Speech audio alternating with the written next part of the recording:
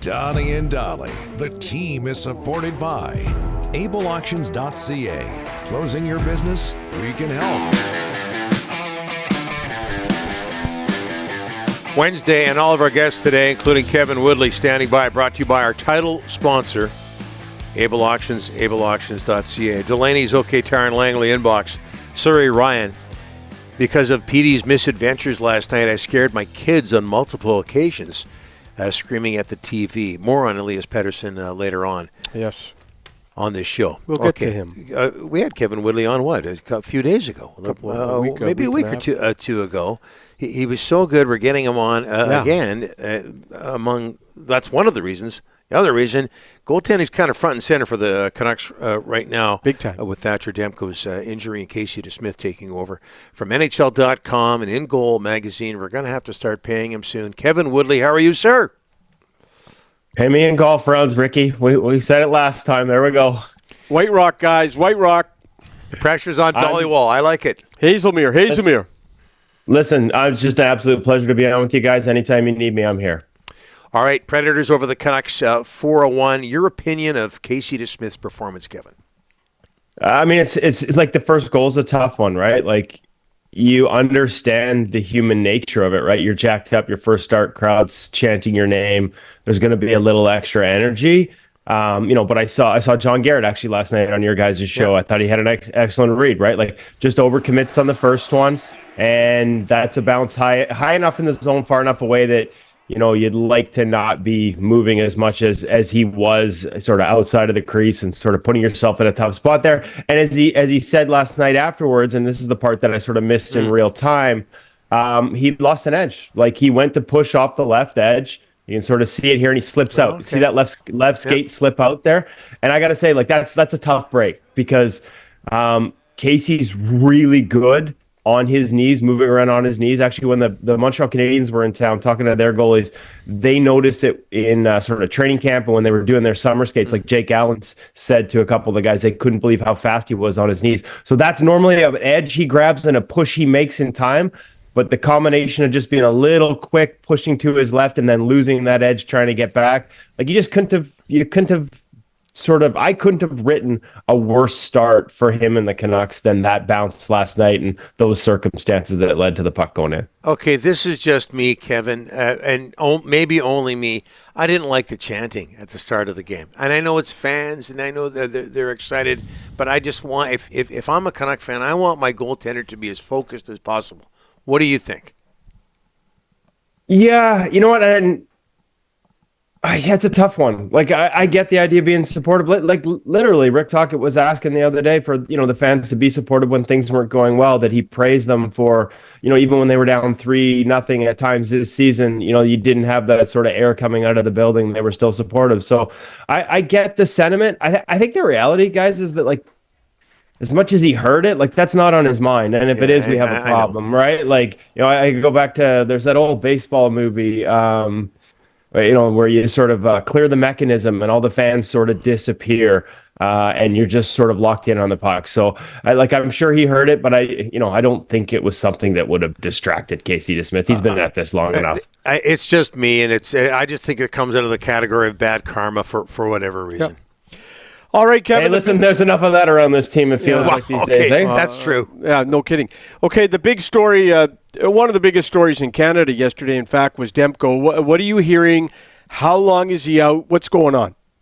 I wasn't surprised by the week-to-week update at the end of the day. I don't expect to see Thatcher Demko back for this round or the next one.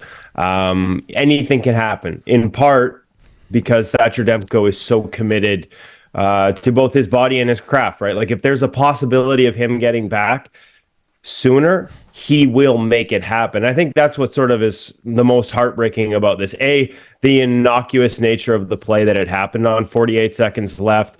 A move into the post, the reverse VH that he does hundreds of times a day, and clearly something catches or gives there, and 48 seconds left, the game's already over, and it's just knowing how hard he worked to get back. It just heartbreaking's a word. Like, as much as we're not cheering for teams, you get to know the individuals and you want good things for good people, and that's a tough break for a guy who as was documented, 2-a-days with the training staff to get back for the playoffs. And I guess the other part is the innocuous nature of it makes you wonder, as much as he was flying around and looked like 100% and felt great about all his movements and his game, what was the structural integrity of the knee coming off the original injury back in that time frame for it to buckle that way on a rather, innocent looking play? I mean, things happen. The position, the human body wasn't designed to butterfly or be a goaltender, frankly. But it at least becomes a fair question, I think. Kevin, I'm seeing a lot of Demko, he's injury prone, get rid of this guy now. He's not at that stage, is he, in your eyes, injury prone? I mean, he's had some stuff in the past. In college, he had the hip surgery.